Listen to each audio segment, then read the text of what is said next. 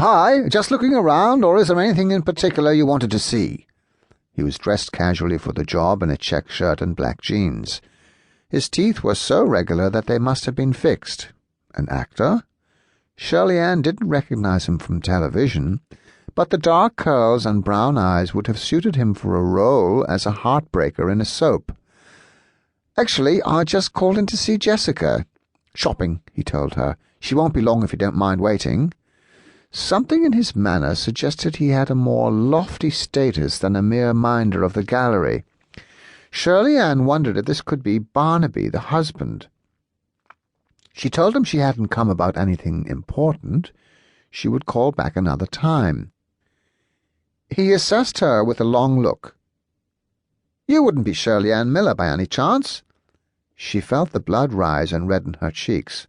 "How did you know?" "Jess was talking about you. You just joined that coven she belongs to, the crime fiction people. What is it, the Baskervilles?" "The Bloodhounds. I wouldn't call it a coven, but how did you recognize me?" "She said you might call in sometime." Yes, but of all the people in Bath, an uncomfortable thought had come to her. Had Jessica told him about the kinds of clothes she wore?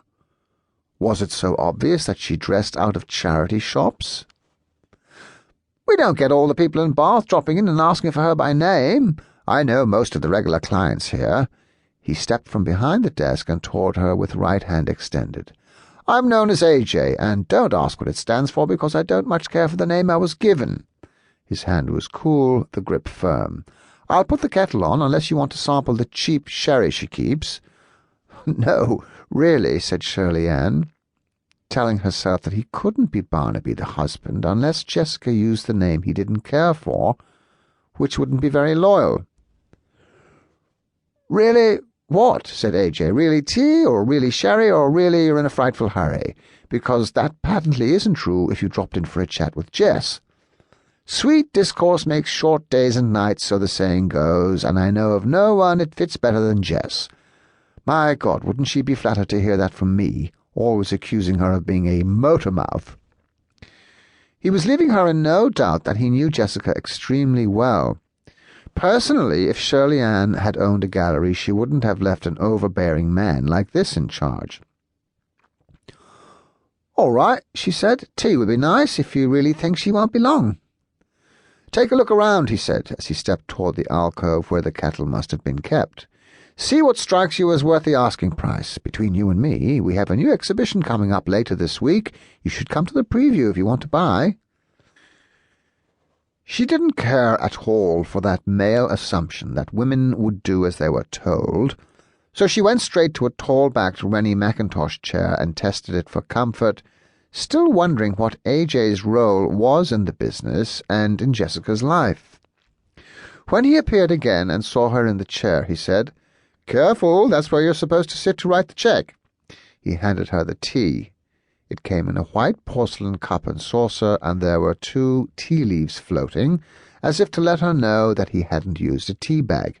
"She'll be back any second. She can smell tea brewing a mile away." He was talking like a husband, but Jessica had definitely said she was married to someone called Barnaby. How could you get AJ from that? Shirley Ann tried some guesswork of her own. "You look like a painter." "How come?" he said. "Spots on my jeans, or did I leave a brush behind my ear?" "Yes, I paint figures." "The clowns in the window?" "Christ, no, that isn't my style at all.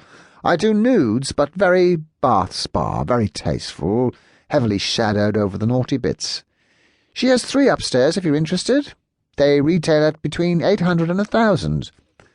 2 years back I couldn't keep up with the demand, but everything went flat in the recession, including my nudes."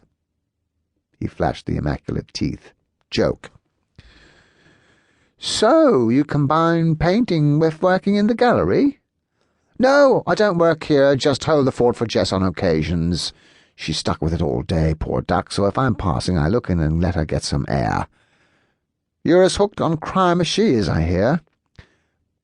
"Crime fiction," Shirley Ann made clear.